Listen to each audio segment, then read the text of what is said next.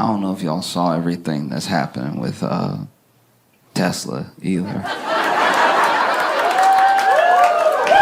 That's crazy stuff. Okay, so basically, if you're not aware, Tesla's an electric vehicle that, rewind just a couple of years was not a political statement at all. It was a car you could buy or not buy. It was just a car on the market that had some stock, and the stock would go up and go down and go up and go down. And then, Elon Musk decides to get involved with politics and gives anywhere from like $250 to I think maybe $270 million to Trump's campaign. And then Trump wins and Elon becomes the president.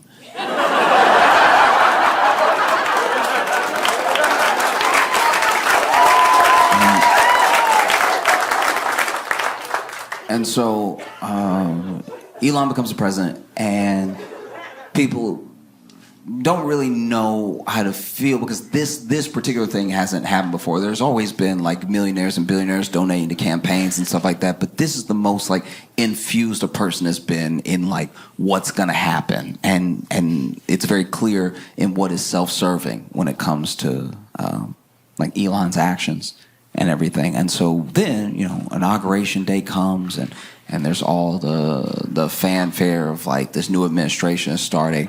And there are some people who own Teslas already, like they bought theirs in 2022. And they would tell people, hey, I bought mine in 2022. Like, I don't... Just so you know, I got mine in 2022. I didn't know, and I wasn't a part of it, and I was trying to get an electric vehicle to help the environment. I didn't know it would be. So, just so you know about me. And then Elon's giving a speech, and then he says, my heart goes out to you. And then he does like a full-on Nazi salute, right? And does it again, for clarity. And there is a part of me that genuinely, when someone buys something, especially something expensive, and then something happens with that company, a part of me does feel for them, because there are people who bought their Tesla in 2022. They might have been sitting in their Tesla when they saw Elon do a Nazi salute, like...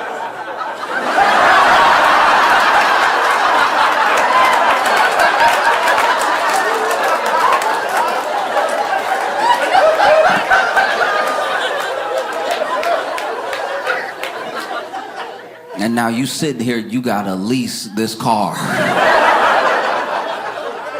I don't know if y'all saw, but Trump released the JFK files, or at least is starting to release the JFK files, and yeah, it's a lot. He said there's like 80,000 pages or something. I think they've released like anywhere from like 2 to 20,000 already, with more to come and stuff. And I don't know about anybody else, but when it comes to JFK and the conspiracies around his death, those were like some of the first moments that you saw, for at least a wide population of Americans, trust in government and its agencies break. A trust that they've never got back since, where like whole government agencies don't have the trust of the people, because up until then, maybe they classified things, maybe they told the public lies or whatever, but they were things that people felt like they could at least get on with life believing. JFK was the first thing for a lot of people that spawned the real like tinfoil hat stuff, what aren't they telling us sort of thing. And so you would see something like this big release of the files, 20,000 with like 60,000 more to come. And it's kind of crazy that everyone sees that and they're like, nah, I'm good. 80,000 pages? I don't think JFK cares that much. That's 80,000 pages. Game of Thrones isn't 80,000 pages. 80,000 pages is insane.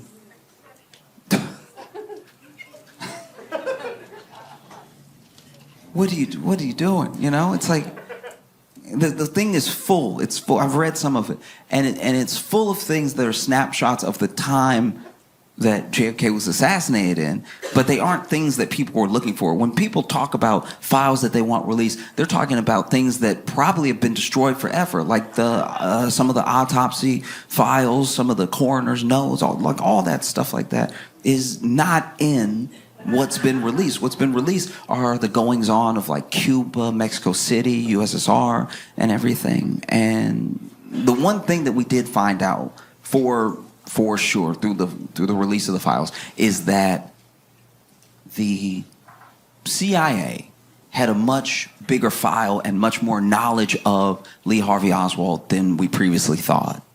And they had been tracking his movements and everything. He had been going to these different countries. I'm pretty sure he went to Mexico City for a little bit, and then he went to the USSR. And I don't know if the word is defect, but he basically was trying to leave the U.S., become an expat and join USSR, and even tore up his passport and everything. And the USSR was like, oh, nah. Nah, we good. That's crazy to me. That's someone, you have a CIA file on you and you're trying to move to the USSR, and they are like, you giving off some bad vibes. Like, I don't know what it is, but you creeping everybody out. Like, you stare too much, dog. Like, what are you looking at when you looking over here? It's unsettling. Just take that somewhere else. And so then he came back somehow. Didn't seem like he had a problem coming back, even though he tore up his passport. And then commits the assassination. And then Jack Ruby kills Lee Harvey Oswald. And there were so many people who thought that Jack Ruby's mob ties meant that he was sort of there to close up loose end, that maybe the mob did it. And even now, there are people that say, oh no, the mob did it, Cuba did it, the Soviets did it. I think that when you're going through all these pages and you're reading this stuff that we're learning about how much the CIA and the FBI actually knew and didn't do anything, it doesn't really surprise me. It doesn't do much for me in the way of a revelation. And it's probably just because, because I'm black. As a black guy, I'm not going to sit here and be like, not the CIA.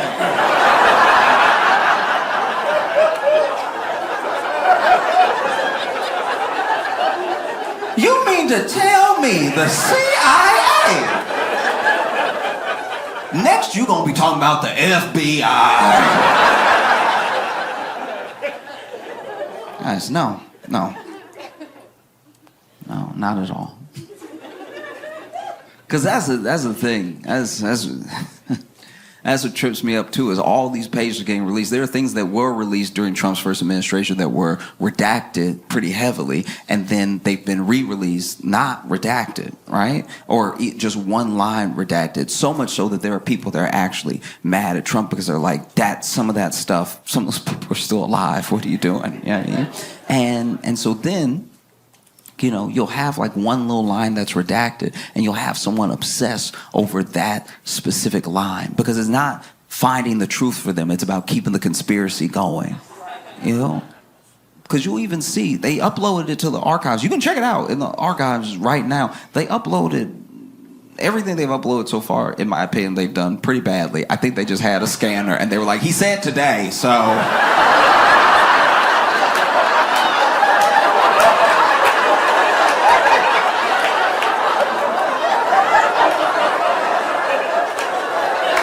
I know it's crooked. He said today. I know.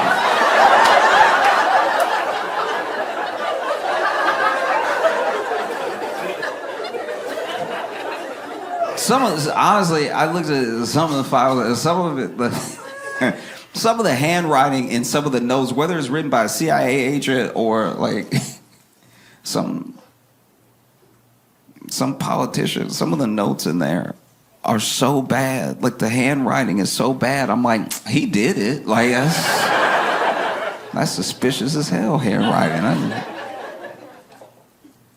Oh, little thing, little line will be redacted. Oh, that's what they don't want you to see. That's where all the truth is. It's like, look, maybe. I'm not even saying that's not possible. Maybe. But also, maybe it's just like an address that makes sure that a person who has nothing to do with this doesn't get implicated. You know, there are all types of reasons to redact something. And it's when people put that much weight on the thing to keep the whole thing going that I'm like, you don't want to know. You want to keep guessing, you know? And don't get me wrong, it's fun to guess. I love guessing. I don't know what I'm talking about half the time. Sometimes I'm just guessing. You know? Best way I can describe it is I'm a fight fan, so I watch boxing, I watch MMA and stuff like that, and I watch men's fights, I watch women's fights, and I just kind of follow the fighter and follow their journey and enjoy who I enjoy because I like the person. I like their story, right? And there was this young woman. I do not know if she is from Brazil. I think she is because I'm pretty sure she was speaking Portuguese, and she only speaks Portuguese. She doesn't speak English. So after fights, when someone wins, especially if they don't speak the language, they will do the post-fight interview right there. And they might do another press conference later, but they'll do the post-fight interview. And if they do not speak the language, someone will come out, a translator for the promotion will come out. And in this case, her translator was her coach. So she wins the fight, and it's big. It's the biggest fight that she's won of her career. It puts her in the rankings and everything. And so the announcer walks up, and he's like, "Congratulations on a fantastic fight. Was this win mean to you? It's sort of putting you on the map right now against such a tough opponent." And she speaks for like 8 seconds, and then her coach goes, "Thank you so much, everybody, for watching my fight. I really appreciate it. I worked really hard, and thank you so much for the love." And then she speaks for another 8 seconds, and the coach is like, "Everything that I do, I'm doing for y'all at home, from my town, to show you that no matter what, where you're from, you can make it on the world stage." And then the announcer asks her, what are your future plans? What's next for you? You know, now that you're in the rankings, there's a certain opponent you want to call out. And she speaks even shorter this time for like 6 seconds. And then her coach is like, "Yeah, the next plans are anybody who wants it, all right? I'm taking heads, I'm taking necks. I want your limbs, give me your arms, give me your legs. If I see you on the street, it's already on, you already know. The best thing you could do is drop out of the division right now because I'm coming for all y'all's necks. I'm killing everybody, all right? You're gonna dream about me, and then when you wake up, I'm gonna be there. That's on God, okay? I'm killing all of y'all. None of y'all can stop me. None of y'all can touch me. What I did to her was a mercy killing. I'm coming to kill y'all for real. I want your bodies, okay? I'm stacking bodies, all right? And the champ, I'm going to beat the champ, and I'm going to beat the brakes off the champ in her hometown. She's going to bleed in front of her people, okay?" And then they exited the octagon. They went ahead and left, and then there was a fighter, because, you know, fighters watch other fighters' fights, and they'll live tweet it, and he tweeted right after that whole thing. She ain't say all that.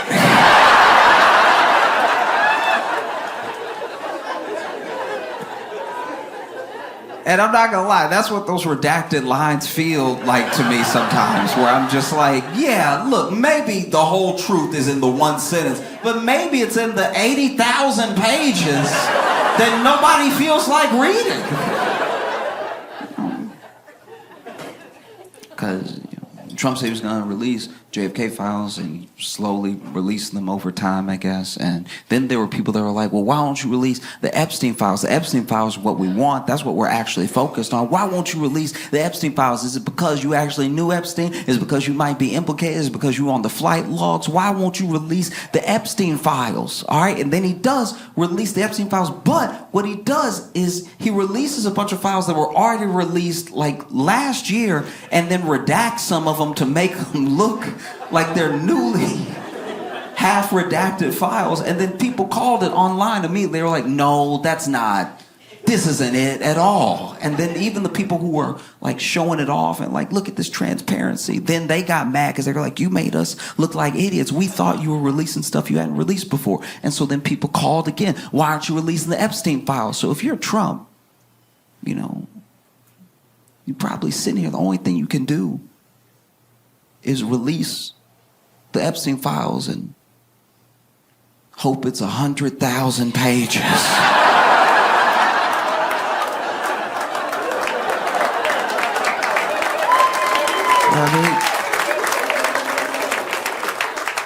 Who would have known the only distance between people and getting to the truth was reading? You know what I mean? We want to know. We as a people have the right to know. It's 80,000 pages.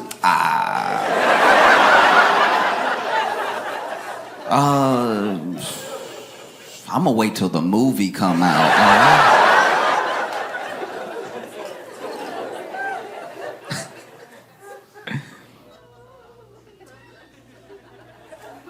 But what are you gonna do? You know, Elon's the president.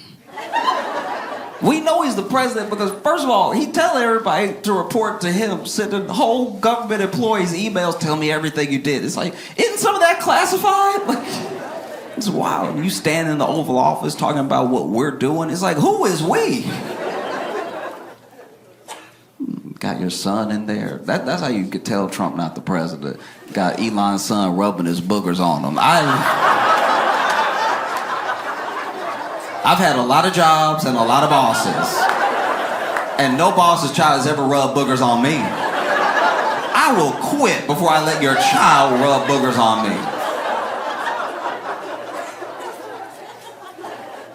Elon is the face of Tesla. And he's also the face of Doge, this department that's been cutting all these government jobs and gutting a lot of government programs and everything. And I've talked to a lot of people, a lot of people across the political spectrum about Doge, about their actions, and from the time it started to present, right? So some people are like, oh yeah, it's a little bit much now that we're very much on its side. There are some people that still don't see a problem. There's some people that hate it from the very beginning. But one thing that I have not come across, and I only speak for myself, I'm not talking about I can't speak for the entirety of the internet. One thing I've come across is that there is no one who I have come across that says that there's no waste in the government and that they don't want to get to the bottom of what can be saved or what can be put to better use somewhere else. I think that's what generally everybody would want. If you pay your taxes and then you see where money's being wasted, it's like, oh, we have so many people who need that money in other departments, just move it over to them or give it back to the people or whatever the thing is. I don't think people inherently are upset about the idea that there's waste in the government. I know people that work in the government, they're like, this is a little waste. And so all of it comes down to what you cut and how you do it. That's it, top to bottom. That's the only thing anybody could really have a problem with, what you cut and how you do it, right? And I'll be vulnerable for a second. I'll admit to you right now, I've worked jobs.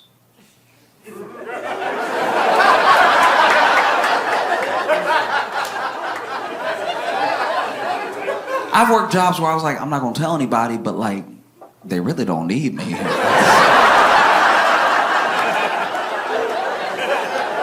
Like, as long as they paying, I'll keep showing up, but like...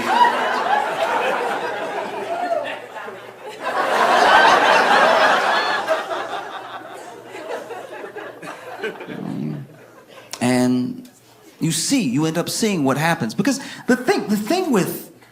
Whether it's voters or whether it's like rhetoric around how to handle this stuff, there are people who even now genuinely believe, oh, let's get a business person. Let's get someone who's good at business in government so they can run the government as efficiently as they run their business, right? And the problem there is that is that, like, let's say Amazon, a good example is like, let's say Amazon makes a mistake. And they make a mistake that all of us, everyone here, can acknowledge and see as a mistake. And so as a mistake, their stock drops because they lose some of the faith from their shareholders. Now, we see that drop in the stock, and maybe the mistake they make is they announce that all the cars from now on gonna have 3 wheels. Like, oh, we're gonna save so much money on tires. And we're like, no, you're gonna flip over, okay? And so then you see the stock start to dip because of that lack of confidence. And then for you as a potential investor, even a retail investor, that dip in the stock is an opportunity. You can buy in now. You can buy into that dip, and then when it goes back up, because they realize that 4 is probably best, that you can ride that wave on up. Fair enough. When you crash out a business, when you make mistakes in business, when you run a poor business, you can always start another business. The people who we even look up to as these beacons of industry were all people at some point who had a failed business, right? But the government is not a business, because if you crash out the government, if you make the same mistakes with the government, you don't have a country. And you can't just be like, no, we're just gonna start new America.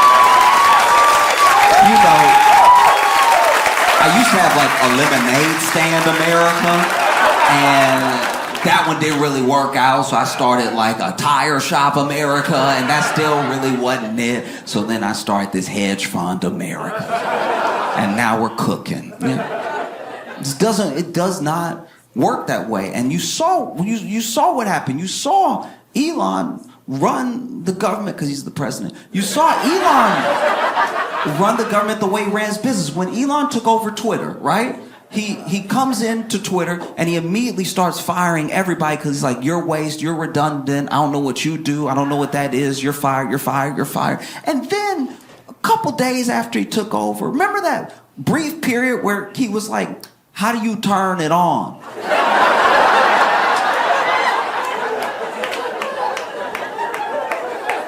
And then someone who still worked there, who he didn't fire, was like, oh, you fired the dude who turned it on. Yeah, you asked me for a list of people to fire. I'm not going to put my name on the list. So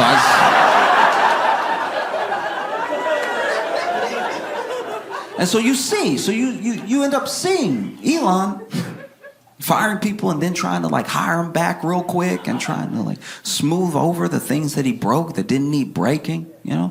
And then Doge ends up working the same way. It ends up swooping in and firing a bunch of people and then trying to hire some of them back real quick, and it's chaos. And Elon is the face of it. He's the face of it because we didn't know who else was working in Doge. We didn't know who was essentially like hacking into Social Security, who was going around judges' orders, who was breaking things and going to places they weren't supposed to be because we hadn't figured out how this whole thing was going to work. We didn't know. And then we found out that it was children. We found out they leaked the photos of those people that were high up in Doge that were getting into Social Security and the IRS and everything. And we were like, what?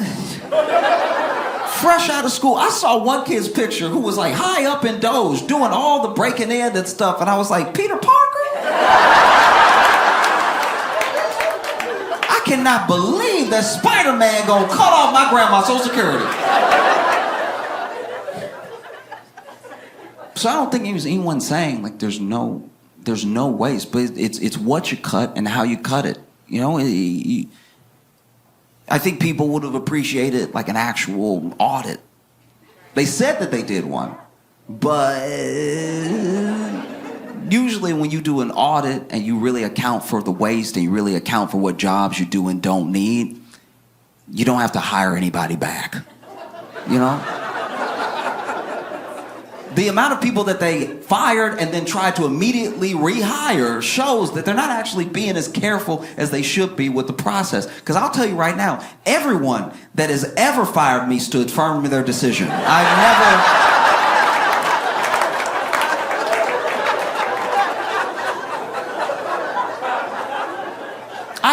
I've never been fired and then somebody ran out after me. Hold on. That's my bad. I was wild. I was trying to look good in front of the other employees. You come on back in here. That has never happened. Anyone who has ever fired me has never called me again.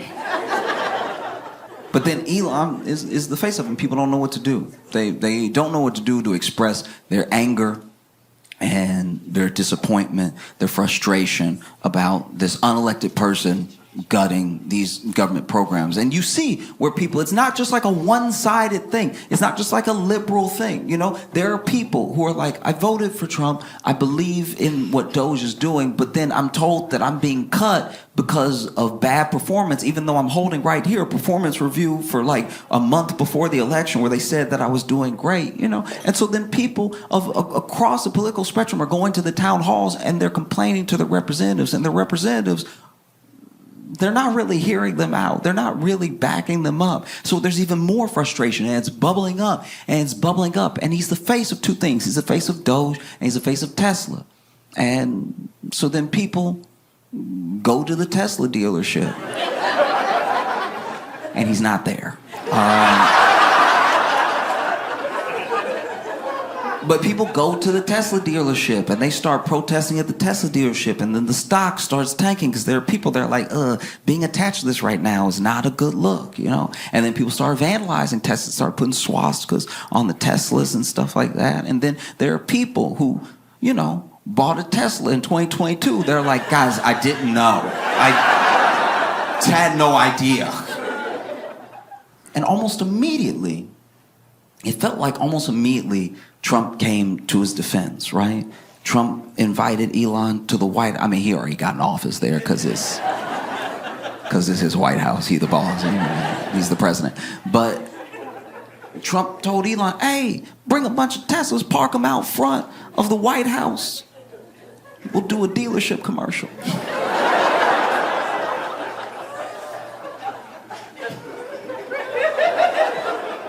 This man got in the Tesla. Trump got in the Tesla, was like, everything's computer. Which is not wrong.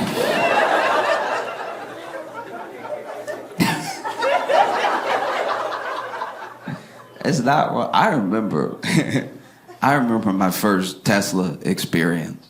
You know, I didn't ride in a Tesla for a long time. I heard about it as a car, but I didn't get to be in one, and I don't drive, so I didn't try to drive one or anything. And my first Tesla that I ever got in was an Uber. And so when I walked up, I didn't know about the door. I didn't know the door would be all smooth like that. So this is me. Look, I'm admitting for a second. I'm being vulnerable here. I'm admitting for a second that this is me. This is my bad. I was doing too much in my head. I was doing too much, all right? Know that I know that before I even admit this to you. I was doing too much, right? But when I walked up to the Tesla, I thought my driver sucked the door in because I was black.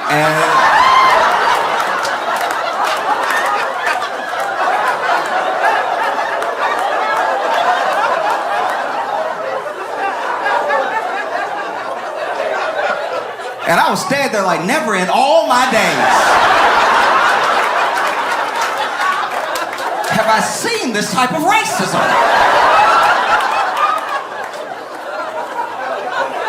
I was fierce. It was all smooth and everything.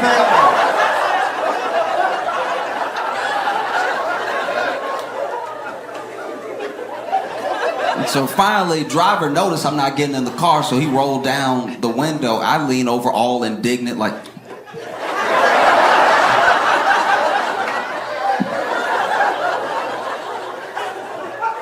and then he started explaining how to open it. I was like, what do you mean you gotta push to pull? That doesn't even make sense. And then I get it with my thumb, and I was like, oh. Oh, okay.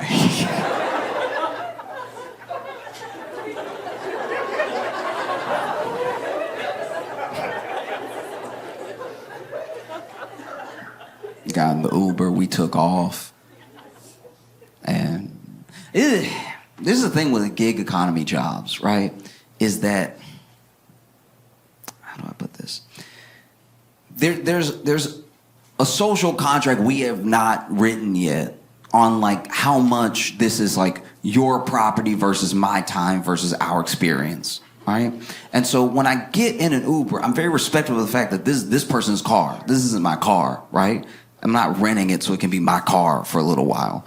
And we're sharing this time together, but it is my time that I'm paying for, so that's what makes me the customer, you know? So I try to not make any waves. I get in an Uber and I'm just like whatever they need to do. Sometimes there are people who start driving Uber very, very early, so they're tired. And so they got to blast themselves with cold air. They have to have their window down. And I'm like, I'd rather that than us die warm, you know? So I don't say anything. I'm like, I'll just be uncomfortable on the way to the airport because that's what's keeping this man awake. And this is the person that showed up to drive me, right? So I almost never say anything. It's a very big deal for me to even try to say anything. And I go ahead and I do it, though. I'm like, hey, I'm so sorry. I'm not like, I usually don't do this or anything. But, you know, I leaned over to him and I was like, hey, I'm so sorry. But could you please, like, touch the wheel? Like...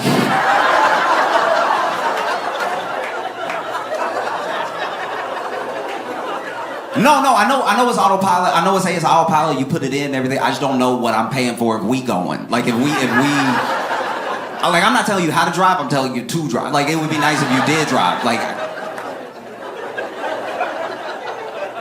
just put a finger up. Make me believe. Just put a finger. And so you see all of these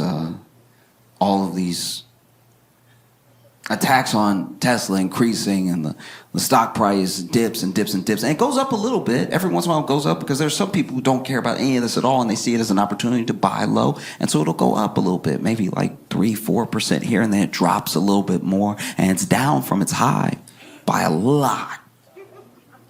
And you've even seen people like in the Trump administration come out and say, hey, if you vandalize a Tesla, we're treating it as domestic terrorism. We're coming for you if you touch a Tesla, right? And it's just baffling because everything that Trump is doing for Elon and everything that his administration is doing for Tesla is exactly what they were supposed to do for the voters. You know what I mean? Like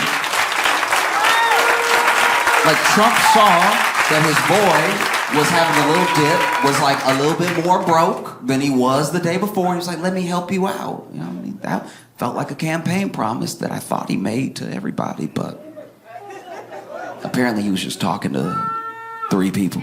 And even going after people who vandalize a Tesla as domestic terrorism. Like, when do we ever talk about domestic terrorism? You know how much domestic terrorism we have? It's a lot. And then you see Elon go on the news, and genuinely he seems like really upset, like genuinely hurt. And I think it's because, you know, look, he's still the richest man in the world, but he used to be the richest man in the world by a larger margin. Like, he has lost billions and billions and billions of dollars, right? And you know, he's so affected by it. And I think that maybe he's so affected by it because when these things are such a part of your life, they do become your identity. Maybe being richest man in the world, maybe being seen as this, like, you know, this business guru, this scientific mind, all that stuff crumbles away when the people are not with you, when the people can't stand you, when you've angered them, when they don't want to have anything to do with you, you know. And he sees the destruction, he sees the people turning on him, and he seems genuinely upset. And I don't think his feelings are hurt because some people are mad at him. He's never going to meet these people. I think that when you attach so much of your self-worth to this money and this status, this influence and this power, that even the prospect of losing it can rattle you deep down, right? To your core as a person. And it looks like he's about to cry on the news when he's talking about, I don't know what I did to deserve this. It's like... And look, I'm glad he said that to a camera by himself and not like to a veteran's face. Like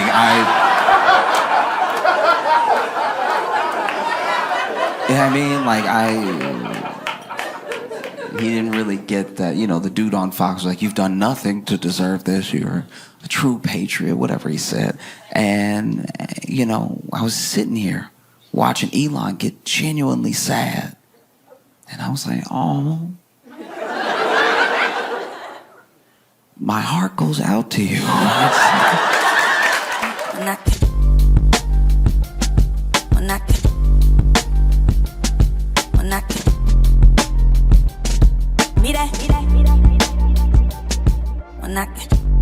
Please give it up, Detroit, for Josh Johnson!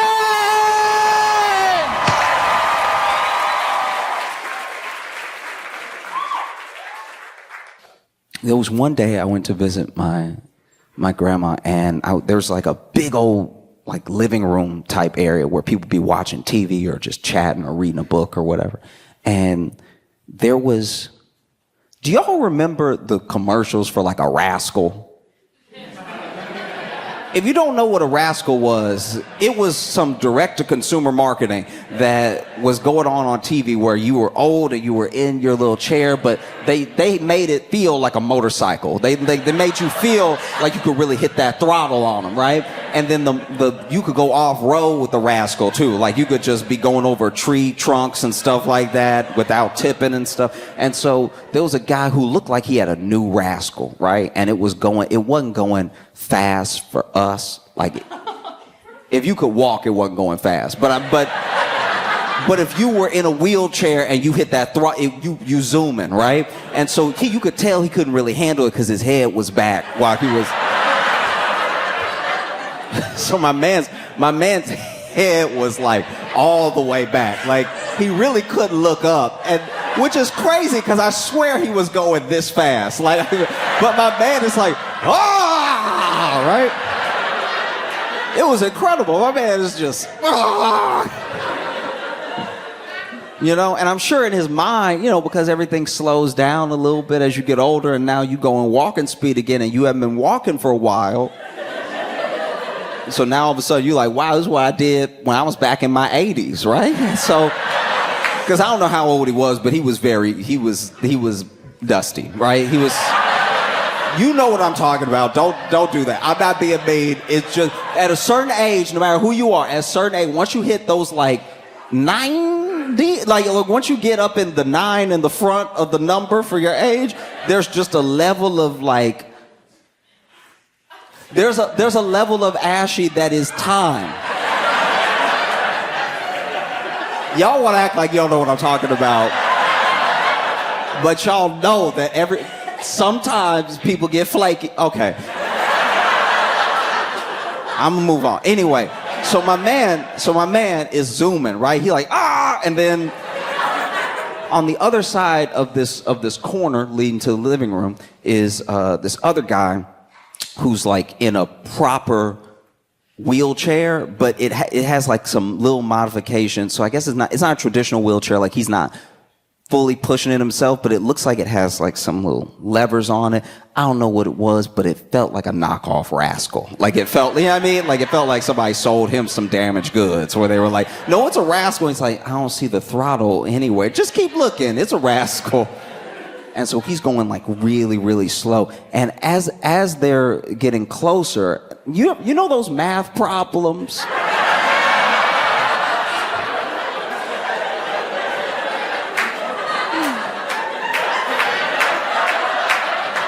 You know those math problems where, like, if a train,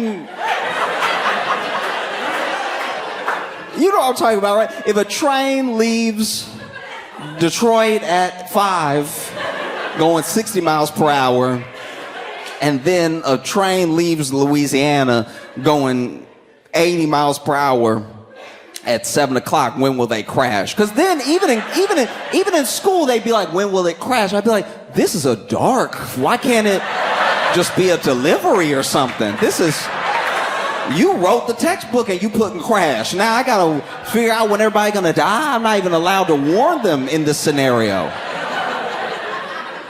But anyway, basically, this dude has like, he's kind of turning the wheel, but it looks like it's assisted somehow, and the other guy's zooming, and then I'm standing at the corner, and I'm like, who do I try to warn? Because in my head, for a second, I was like, they're going to miss each other because this guy's going way too fast. And then I realized that he going fast for him. He going walking speed for us, and then this other guy is going nowhere. Like very, very slow, right? And then, I'm not proud of it, but it took me so long to make a decision because I was bad at math. It took me so long to make a decision that they did collide. When they both got past the corner, the fast one hit the slow one, and he tipped. And he didn't tip. This is the worst part, actually. So he didn't tip, like his chair didn't tip, right? He just tipped from getting hit, and then he fell the rest of the way out. But while he was falling, he was hanging on. Like while he was falling, he was like, no! So he's screaming no, like he don't want to fall. And to be honest, I had time to get to him, but I was so shocked that this was happening. And so then he kept falling to the point where one foot was on the ground now. I was like, ooh, you should stand. You could stand up. There's still time to stand up. But then he had tipped like booty over knee, and then he was hanging, and then the chair was tipping to the point where I was like, the chair gonna fall on you. And then he just sort of let himself spill, but his butt was already on the ground, but he was still screaming like he was in the air. And then he finally let go of the little handle that was at the front, and then he laid back, and I was like, I probably could have done something.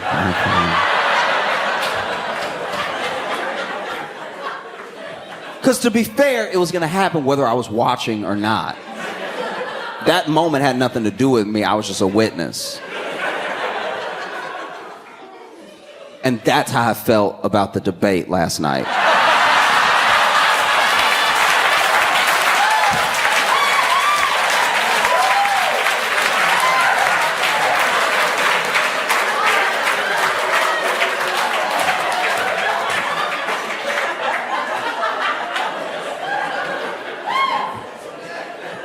Because whether you watched it or you didn't watch it, okay, I watched the whole thing. I watched it top to bottom, and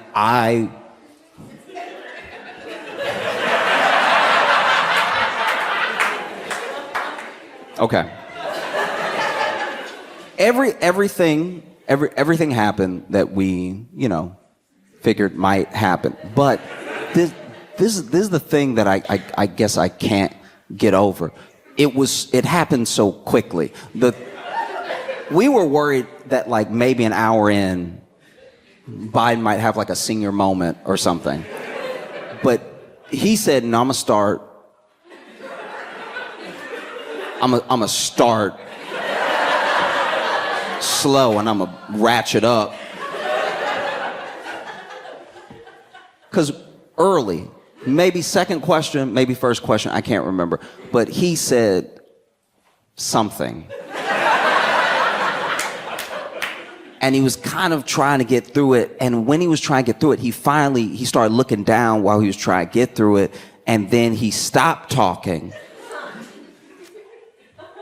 I don't know if there's been a deeper silence in my life than when that man stopped talking. It was still his turn. He had stopped saying anything. And while he was not talking, I was talking. Like while he had been like, right? Like once he got here, when he was looking down, I was like, fall!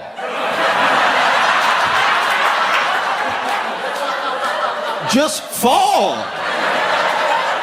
You'll clear this whole thing out if you fall right now. This man has had the nerve to fall every day.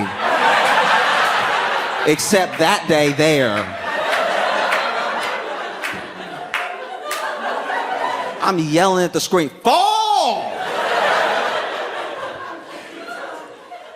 If that man had fallen, we'd be having a different conversation right now, right? If he had fallen, they would have scooped him up on a stretcher. It would have been like, look, the president had a great answer ready, but gravity is a Republican, so. The odds were stacked against him. He's brave for even showing up against that red Republican elephant ass gravity. Oh. It was insane. I felt like I was going crazy because this is the thing that's infuriating, right? And I'll probably come back to it in a second, but the thing that I cannot get out of my head is that we all knew, and everything that happened is what we said would happen, and now pundits are talking to us on TV, on like legacy media, talking about what happened the way that we talk about what was gonna happen before it happened, and they want to convince us that they're worth watching. You ever tell somebody a story and then time passes and then one day they try to tell you your story like you didn't tell them the story, and you look at them like either you crazy or you think I'm crazy because I told you that. You're not bringing me any new information. That's what it feels like. It's like after the debate, I watched the after debate. And they were like, you know, he is older. These are the same people, by the way, who have been like, no, we have to chase him around the White House. We can barely keep up with them. And I knew they were lying then.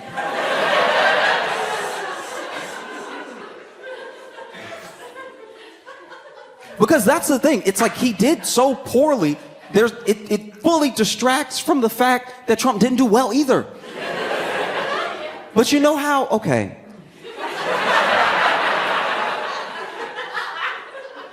One time, I was with some friends, and we were headed to a party. We get there, and there's like 2 more friends that we're waiting on, and one of them is supposed to bring all the drinks, right? And one of my friends had already poured out a beer, was drinking his beer, and when we were stepping outside, because it was like it was like an outdoor in front of the house sort of event, we're all on the lawn and everything, we see one of our friends who was supposed to bring the drinks, right, crash right into a light pole, right? And right when he crashed into the light pole, we all screamed, and a couple people ran over there. And then my friend who had poured the beer was like, oh my God, I dropped my drink, right?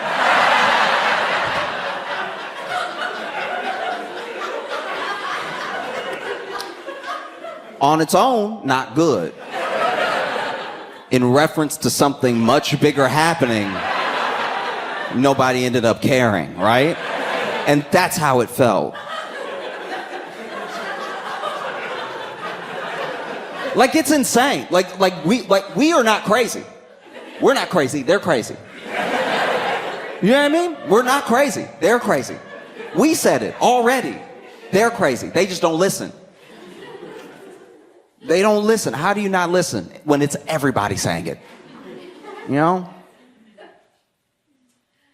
Like, there was one time in particular where Biden was struggling to say something. And even Trump, even Donald Jail Trump,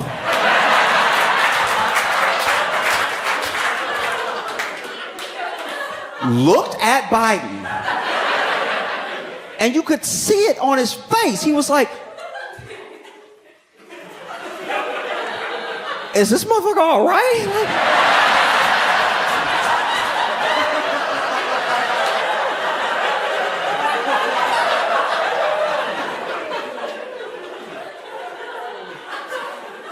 And you can tell because I've never seen this on Trump's face ever.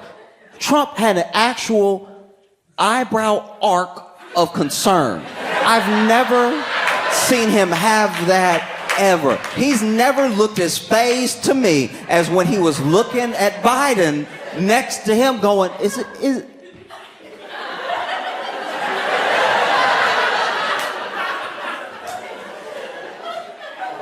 Like, it wasn't an act. Trump was genuinely wincing, which concerns me because he was the closest to him.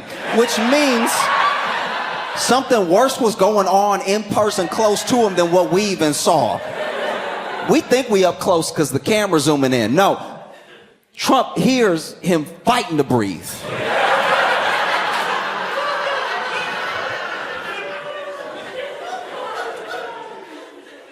It felt so terrible. It felt like when you're a kid, when you're a little kid, and you get into it with another little kid, and they're bullying you, right? And you tell that kid, my dad could beat your dad. And then maybe you go home, and maybe you go home with a shiner, maybe you go home with some cuts and bruises, and your dad asks what happened. And you're like, hey, this kid's been bullying me, right? And I tried to tell my teacher, and she didn't do anything. And so your dad's like, okay, I'm gonna go to school. I'm gonna go to school tomorrow, we're gonna sort this out. And maybe he goes to pick you up and settle things up with the teacher right when the bully's dad comes and tries to settle things up with the teacher too, because his kid told him a different story, you know? His kid told him, hey, this kid's school's being a bitch, so I had to hold him down and everything. And the teacher is like, look, everyone's here, maybe we can mediate. And so they do that thing that schools do where they don't really know how to help. You know what I mean? They're just like, if you could stop, that'd be great. Or not, I didn't see it, so whatever. But don't fight, because we have a zero tolerance policy on violence. So even if you fight back, you're gonna get expelled, you know what I mean? So then, now it's just you and this kid that you know bullies you. And then him and his dad teaching him his ways, and your dad teaching you his ways, and now they're outside, you know? And maybe your dad tries to have a heart-to-heart with the other dad, because both two dads of kids. And so he says to him, he's like, hey, look, can you...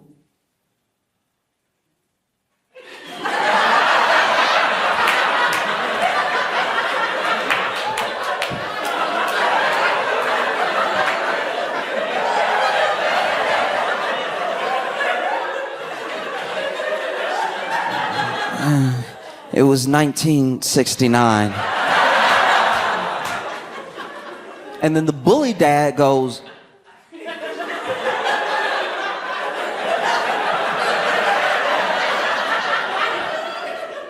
is this motherfucker all right?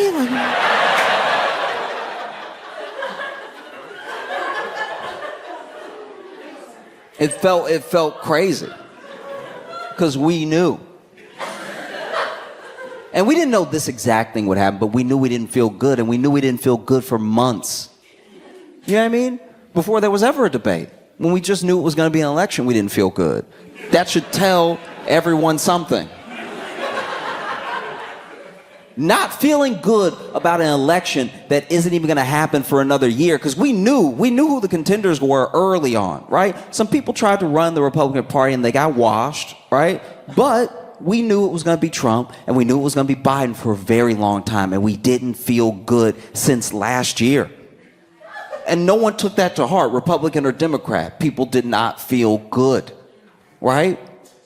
You ever get cold feet a year before the wedding? Because if so, maybe you shouldn't do it, you know? Maybe they're not the one.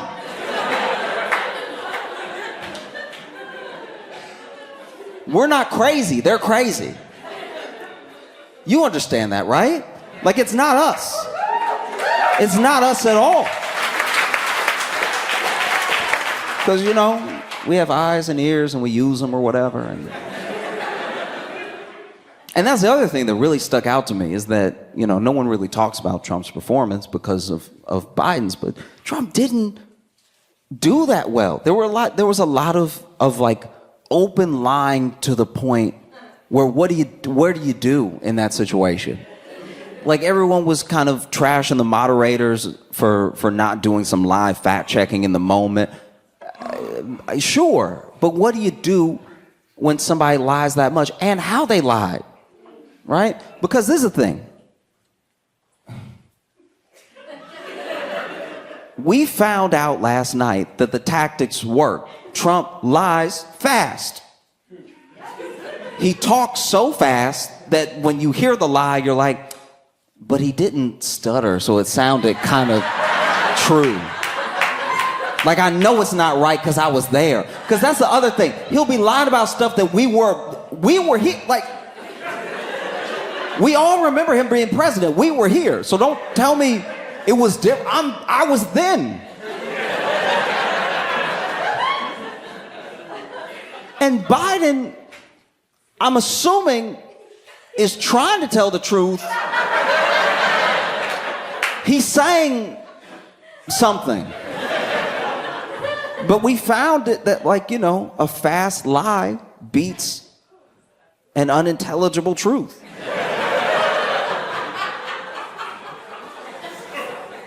It does. Even in your personal lives, it does. Let's say you out with friends, right? Out with friends, and then let's say, you know, you've been bad. You've been terrible even. You did a little cheating, right? And then you get caught. And now they're holding the cell phone in front of you and they're like, who is this, right? And then you say, who is it? How am I supposed to know everybody that's in my phone? Do you know everybody that's in your phone? That's crazy. People got contacts in their phone all the time they don't remember. Sometimes I go through my phone and I look at my contacts and I'm like, who are these people? Who are any of these people? It's a lie that almost sounds kind of fairly true. Like, do you remember every contact in your phone all the time? No. Or let's say you were out and somebody tried to get you to be bad. They tried to get you. Try to get you to do some cheating. And you were like, no, I don't want to cheat. No, I love them. Get away from me, right? But later, let's say later, unbeknownst to you, one of your friends thinking they're doing you a favor or maybe playing around or playing too much, right? They hand your phone to that person and that person puts their number in your phone, right? So now when your partner is holding the phone up to you, who is this in your phone? What's this number? And you try to tell the truth and you go,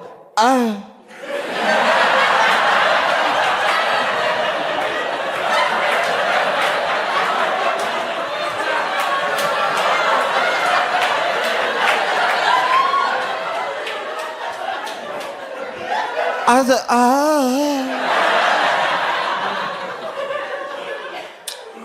because before,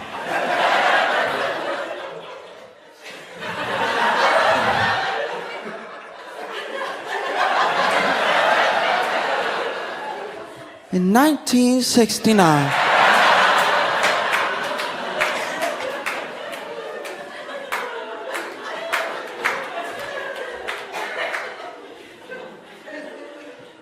no, because what do we do now?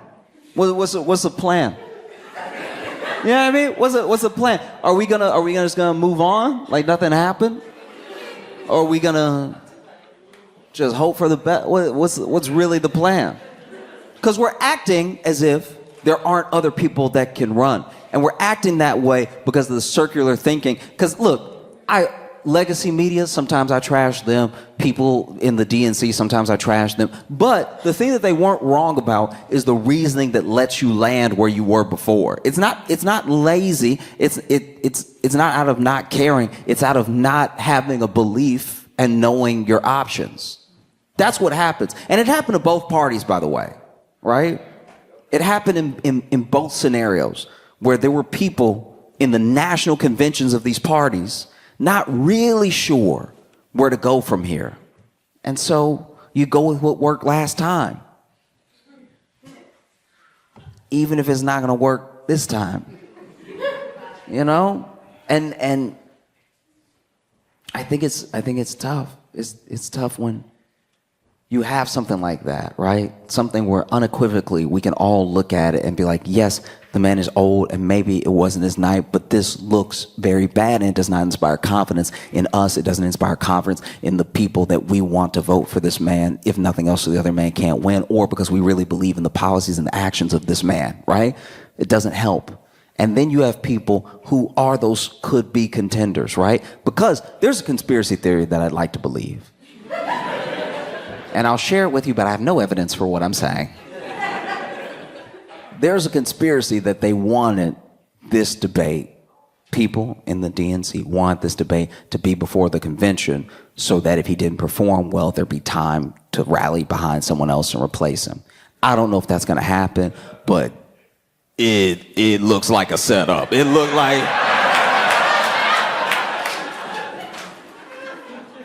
like a setup if I ever seen one. Like, you know, because the idea that he was at Camp David prepping for this debate for a week, and that they actually made him prep because he was hoarse. Why is this man hoarse? It's because they had him really talking like he was going to be out there dunking on Trump instead of just giving him a week-long nap. Let that man rest. Y'all worked him so hard he showed up with a cold. Set him up to fail, right? Because who else could it be, you know? Some people say Gavin Newsom. Gavin Newsom's a tough one, though, because then, right after the debate, Gavin Newsom goes up there and does a full-on Ron DeSantis. Because remember when Ron DeSantis was running against Trump, he just didn't want to say Trump's name yet. He was like, I'm not running yet or whatever. And then it finally got time for them to run, and he announced. And then he had a little bit of momentum, but then he had to go toe-to-toe with Trump, and he didn't know how to do it, so he got aired out in front of everybody, right? I think Gavin Newsom had similar ideas. He was like, look, I'm going to support the president this time. I'm going to be in everybody's good graces. I'll run in 2028, right? But if there's ever a time, it's now. And it doesn't help when he goes on TV right after the debate and tries to negate everything that we just saw, because it makes me trust him less. You know what I mean? When they're asking him, how do you feel about his performance? I mean, he's like, oh, come on, everyone has an off night.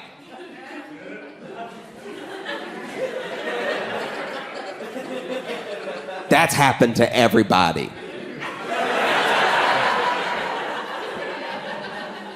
I've been alive for a while. That has not happened to me. You know? Or you get Gretchen Whitmer. Gretchen. You know what I like about Gretchen Whitmer? Gretchen Whitmer would be good because Gretchen Whitmer, they already tried to kidnap her. So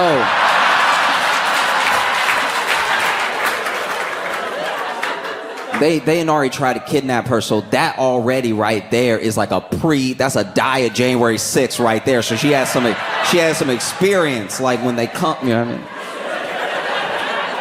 When I